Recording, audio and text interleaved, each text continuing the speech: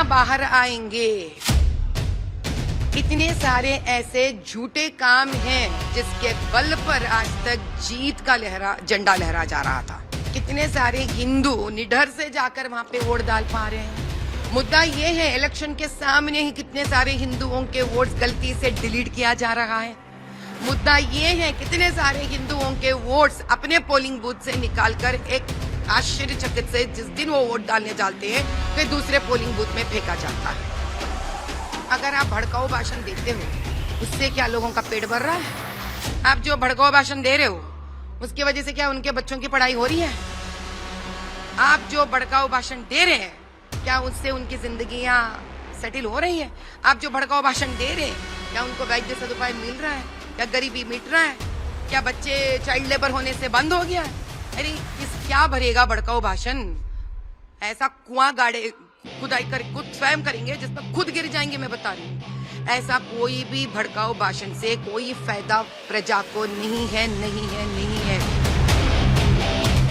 Hyderabad Lok Sabha seat जिसे AIMIM का गढ़ कहा जाता है, लेकिन बीजेपी ने इस बार एक ऐसा दांव खेला है जहां पर ओवैसी के इस किले में सेंधमारी हो सकती है। हम बात कर रहे हैं माधवीलता की, डॉक्टर माधवीलता, जिन्हें बीजेपी ने इस बार मौका दिया है ओवैसी के खिलाफ। Thank you so much for joining with us ma'am. सबसे पहला रिएक्शन ये कि क्या कहेंगी, आपको यहाँ से फील्ड किया है? मैं यही कहूंगी कि अब की बार हम लोग हिंदू मुसलमान के नाम से लड़ाई नहीं लड़ेंगे, क्योंकि मोदी जी का यही कहना है और यही सोच है, बेटी बचाओ, स्वावलंबन भारत, मुद्रा लोन्स और ये जितने भी उन्होंने कार्यक्रम किए हैं, मुद्दा यही था कि उनको हर औरत और हर बच्चा इस देश में प्रगति करे और किसी के घर में दुख ना हो, हर परिवार प्रगति के ओर चले, ताकि भारत देश एक ऐसी उन्नति स्थान पे पहुंचेगी जहां से हम इकोनॉमिकली 14 जगह से हम नंबर 1 पहुंच जाएंगे। और ऐसे उनके ऐसे सारे कार्यक्रम हो चुके हैं जिसके अंदर उन्होंने इंट्रोड्यूस करे थे, जिसमें सबसे बड़ी बात हमको ये जानना चाहिए कि उन्हें औरत के आंसू को हटाने के लिए जीवन से उन्हें हर प्रकार का प्रयास किया है। उन्होंने the first and bright example of that is removal of triple तलाक। तो इससे हमको ये समझ में आता है कि वो मजहब के नाम से नहीं चलाते हैं देश, वो प्रजास्वाम्य से चलाते हैं इस देश को। उसी मुद्दा को, उसी बात को वो यहाँ पे अब की बार इतने ठोक के बोलना चाहते हैं कि हम आपके हैं। सबका साथ सबका विकास जब मोदी जी ने कहा था तो सबका साथ हुआ तो सबका ही साथ, और इसी में वो ये भी बोल चुके हैं कि सब यानी सब भारतीय, सभी बच्चा, सभी वो पुरुष, सभी स्त्री जो इस देश के हैं। आपको जो है ट्रिपल तलाक का पैरोकार कहा जा रहा है, हिंदुत्व चेहरा जो है एक तरह से कहा जा रहा है, लेकिन अगर हम हैदराबाद सीट की बात करें तो यहाँ पर माइनॉरिटीज जो है उनकी पॉपुलेशन काफी ज्यादा है, तो किस तरह से ये बैलेंस हो पाएगा? किस तरह से आप इन तमाम चुनौतियों को देखती हैं? ताजुब की बात तो ये है कि हैदराबाद में जिनको आप माइनॉरिटीज कहेंगे, संख्या से वो माइनॉरिटीज नहीं है, संख्या से हिंदू माइनॉरिटी है यहाँ पर। अच्छा, तो जब ये गढ़ उन्हीं का है तो बताइए तो सही, उनके गढ़ में उनके ही लोग क्यों इतने दुखी हैं? उनके गढ़ में औरत के लिए स्थान क्यों नहीं है? उनके गढ़ में औरत को इज्जत क्यों नहीं है? उनके गढ़ में औरत को मदद क्यों नहीं मिलती है? और उनके गढ़ में औरत को दबाया क्यों जा रहा है? अब ये हुआ मुद्दा और मसला उनके यहाँ, यानी कि मेरे कहने का मतलब है हैदराबाद लोकसभा कॉन्स्टिट्यूएंसी का। और दूसरी तरफ ये है कि सारे लोगों को ये जानना पड़ेगा कि हैदराबाद लोकसभा कॉन्स्टिट्यूएंसी जो हैदराबाद नाम शेयर करता है वो हैदराबाद कैपिटल सिटी तेलंगाना का नहीं है। हैदराबाद तेलंगाना कॉन्स्टिट्यूएंसी और हैदराबाद का तेलंगाना का जो हैदराबाद कैपिटल सिटी है उसमें 3 कॉन्स्टिट्यूएंसीज है, सिकंदराबाद, मलकाजीगिरी और हैदराबाद, जिसको पुराना बस्ती कहते हैं। सभी को ताजुब होगा जब नैस्कॉम ने पिछले साल डिक्लेयर किया था कि भारत देश के पूरे आईटी जॉब्स में तकरीबन 40% हैदराबाद जो तेलंगाना का कैपिटल सिटी है वहां से भरा जा रहा है।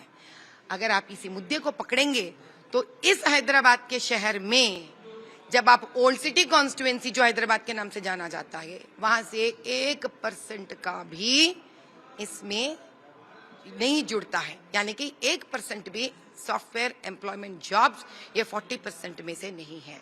तो आप बताइए हम कहाँ जा रहे हैं, किस दिशा में जा रहे हैं? लोकसभा हैदराबाद क्या कर रहा है? 4 दशक से हम देख रहे हैं यहाँ पर एआईएमआईएम का कब्जा रहा है 1984 से अब तक। तो ऐसे में ये जो चुनौती है, आप इसे किस तरह से देखती है? क्या मुश्किल रहेगा, क्या आसान रहेगा, किस तरह से रहने वाला है ये पर्टिकुलर कंटेस्ट? ये बात मुश्किल या आसानी की नहीं है, ये बात कितने सारे सच्चाइयां बाहर आएंगे, कितने सारे ऐसे झूठे काम हैं जिसके बल पर आज तक जीत का झंडा लहरा जा रहा था। मुद्दा ये है कि पोलिंग स्टेशंस कौन से जगह पे फेंके जा गए हैं। मुद्दा ये है कि अपोनेंट जो बीजेपी या किसी प्रकार के आप पोलिंग एजेंट्स को कहिए, क्या वो जा पा रहे हैं, वहां पर बैठ सक रहे हैं।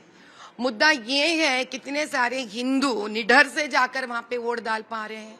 मुद्दा ये है इलेक्शन के सामने ही कितने सारे हिंदुओं के वोट्स गलती से डिलीट किया जा रहा है।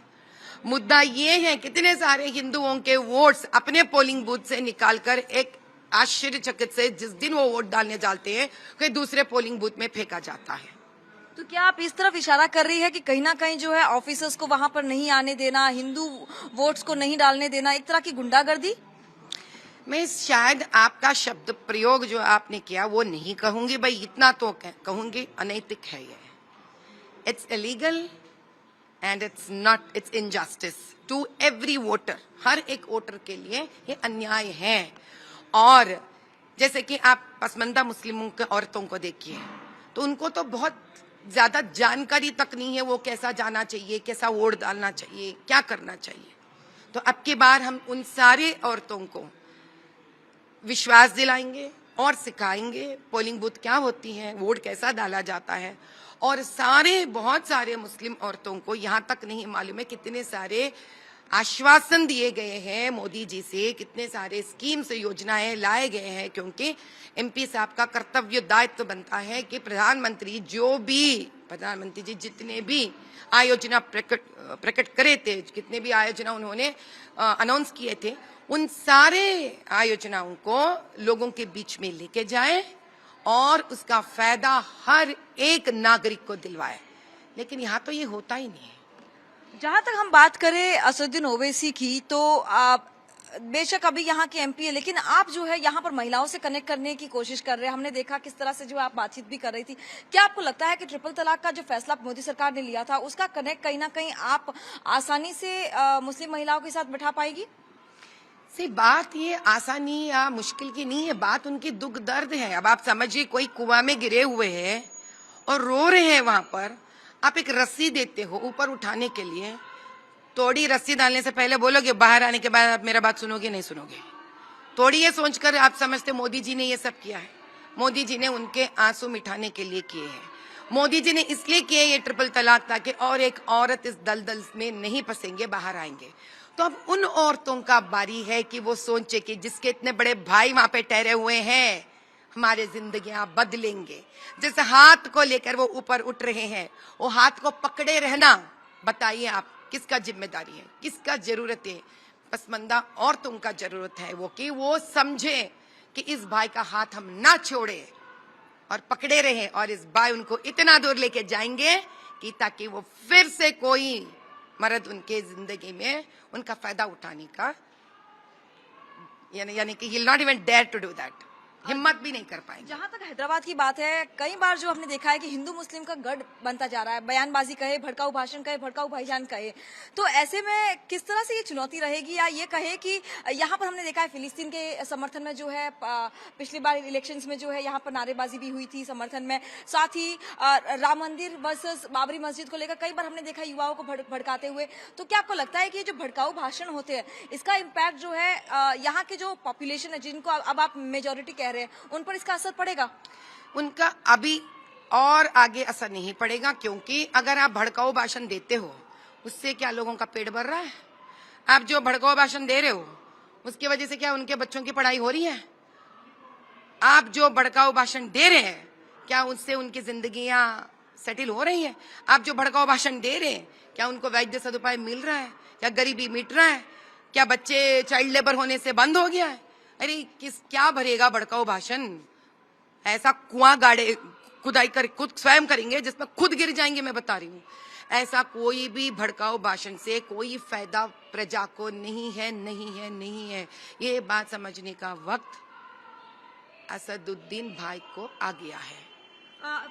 इससे पहले हमने देखा जब केसीआर की सरकार होती थी, यहाँ पे एक फ्रेंडली फाइट होती थी कि अगर चलो असदुद्दीन ओवैसी यहाँ पे कंटेस्ट कर रहे हैं तो हम अपना कोई स्ट्रांग कैंडिडेट नहीं रखेंगे।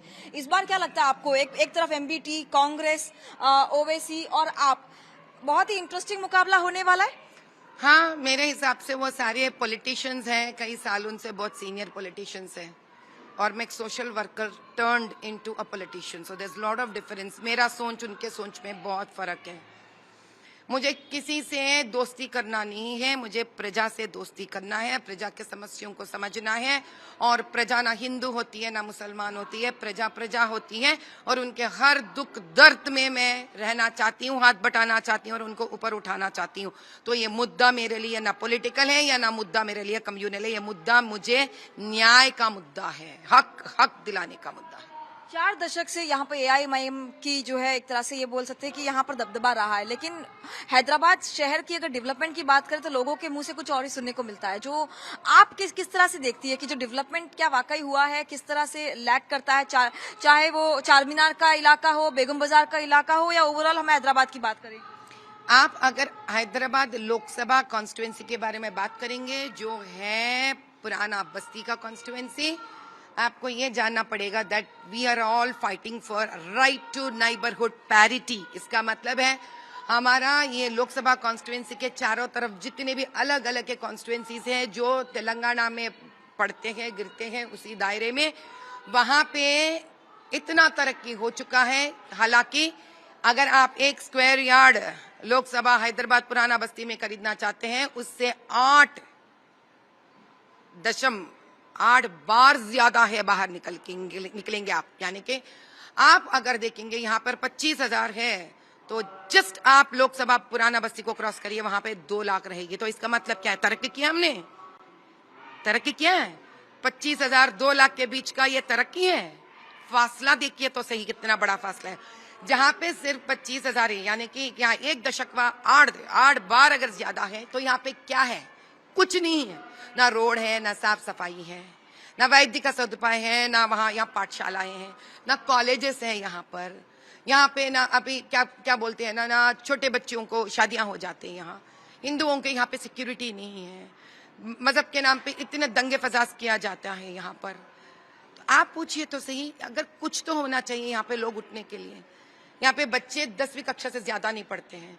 अब आप चौंक जाएंगे। मैं एक बार मैं सब बहुत सारे ग्रीवियंस सेंटर्स करती हूँ बैठ के, तो लोगों के यहाँ जाती हूँ, उनके घर जाती हूँ, उनके साथ बैठ के करती हूँ।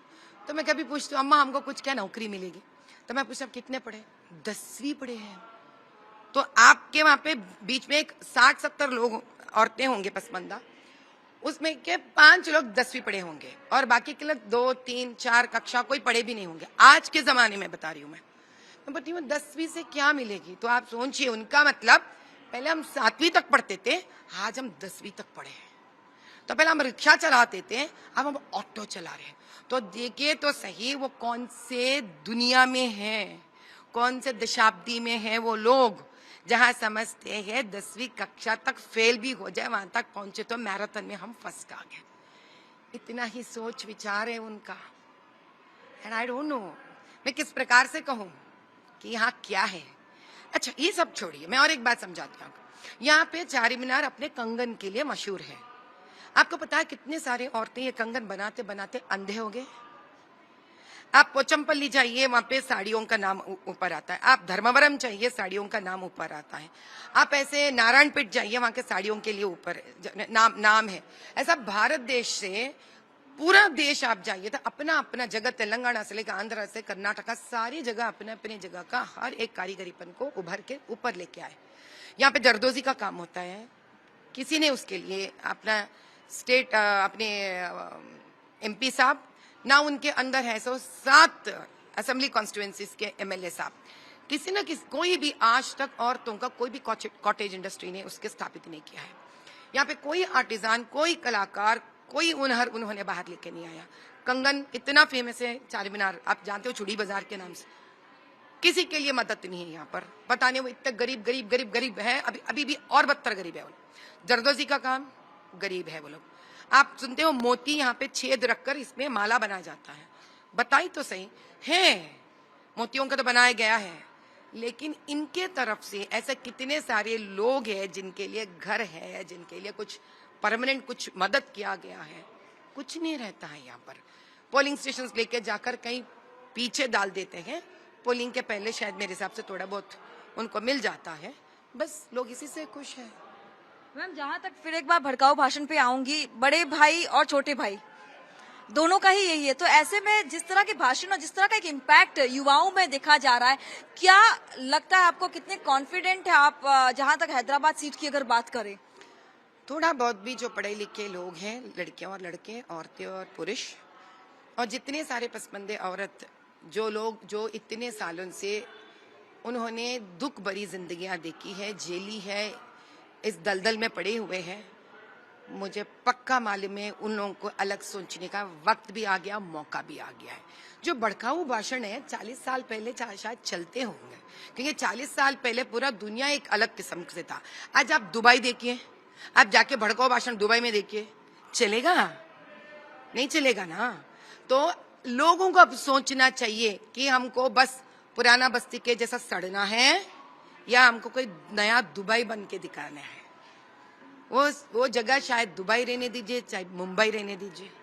लोगों को अब समझना है हमको भी तरक्की के ओर बढ़ना चाहिए, और पूरे दुनिया में, देश में ही नहीं, शान से बोलना चाहिए हम पुराने बस्ती के हैं, अगर वो चाहते हैं। आज आपको पता है क्या नौकरियों के लिए जाते हैं पुराने बस्ती से मुसलमान, बताइए, या हिंदू? छोटे छोटे नौकरियों के लिए मलेशिया जाते हैं, श्रीलंका जाते हैं, दुबई जाते हैं। कौन से काम जाते हैं? Plumber, welder, drivers. क्या इसी के लिए बना है पुराना बस्ती? ये कामों के लिए बना है पुराना बस्ती? कितनी शर्मिंदगी की बात है ना कि पुराना बस्ती का नाम लो तो सिर्फ यही नौकरी याद आती है हम लोग। क्यों? वो इंसान नहीं है, वो अच्छी नौकरी नहीं कर सकते, वो कोई दूसरे देश के लिए अच्छी नौकरी के लिए नहीं जा सकते हैं। तकरीबन देखिए तो कौन सा प्रतिशत क्या काम कर रहा है वहां पर। कब तक चलेगा ये? कब तक छोटे छोटे नन्हे बच्चे चाइल्ड लेबर के नाम पे पंचर मारते रहेंगे? कितने साल बच्चे टेलरों के शॉप में वो सुई धागा लेकर ना बटन मारते रहेंगे? क्या असदुद्दीन साहब के घर में ये हो रहा है? क्या 40 सालों में उन्हें तरक्की नहीं देखी है? उनके वालिद साहब कहाँ से आए हैं, कहाँ से हैं? तो हम सब चाहते हैं कि सारा पुराने बस्ती के हमारे वोटर्स असद भाई के जैसे ऊपर उठे। एक आखिरी सवाल मैम, असदुद्दीन ओवैसी का जो लोकसभा का कॉन्स्टिट्यूएंसी है उसमें एक असेंबली सीट गोशा महल पर राजा भैया ने सेंधमारी की है, पूरे हैदराबाद सीट पर आपकी सेंधमारी? अब हम ये रिजल्ट के दिन ही आपको दिखा देंगे, बस थोड़ा तो हम सरप्राइज छोड़ देते हैं, क्योंकि हमें पूर्ण विश्वास है जहां मोदी जी का मदद है, जहां मोदी जी के इतने अच्छे आश्वासन दिए हुए स्कीम्स हैं, जहां मोदी जी जैसे हमारे प्रधानमंत्री हैं, हम पक्का है जहां वो मुसलमान औरतों को इतने सारे उनके साथ ठहरे हुए के आश्वासन दिए हैं, ट्रिपल तलाक निकालने की प्रयत्न करे, और उसमें काबिल भी हो चुके हैं हम लोग, सर उसमें हम लोग जीत गए हैं। और उसी प्रकार उनको ट्रिपल तलाक के बाद जो उनको कंपनसेशन मिलना चाहिए, उसी में भी हर औरत तैरने के लिए जो उन्होंने मदद करी है, स्वावलंबन भारत से किए हुए, मुद्रा लोन से किए हुए, विश्वकर्मा लोन से किए हुए, उन्होंने हर और बेटी बचाओ के उस उद्यम में भी उन्होंने जो किए हुए सारे उनके काम औरत के प्रति उनको ऊपर उठाने के लिए हैं, अपने पैरों पे खड़ा करने के लिए। अगर जनता ये जानना चाहती है कि मैं जो हिंदू और मुसलमान के साथ साथ एक ही प्रकार से काम करती हूँ और हर औरत को उठाने के लिए मैं यहाँ पे ठहरी हूँ हिम्मत से, बिना डर से, निडर, अगर मुझे मोदी भाई अगर ये मौका देते हैं तो इससे मतलब क्या है कि वो यही कहना चाहते हैं आप सबसे, सबका साथ सबका विकास। ये ने कभी नहीं किया, उन्होंने कहा है, उन्होंने हिंदू के साथ या मुसलमान के साथ उन्होंने एक ही बात कहा है, सबका साथ। इसका माने सब भारतीय के साथ, और हम सब पहले भारतीय हैं और हमारा विकास इसी में है कि हम इस मजहब का नाम और मुद्दे को बाजू रखेंगे, वो घर तक रखेंगे, अपने खुशी के लिए रखेंगे और देश के खुशी के लिए हम साथ मिलकर काम करेंगे और आगे बढ़ेंगे।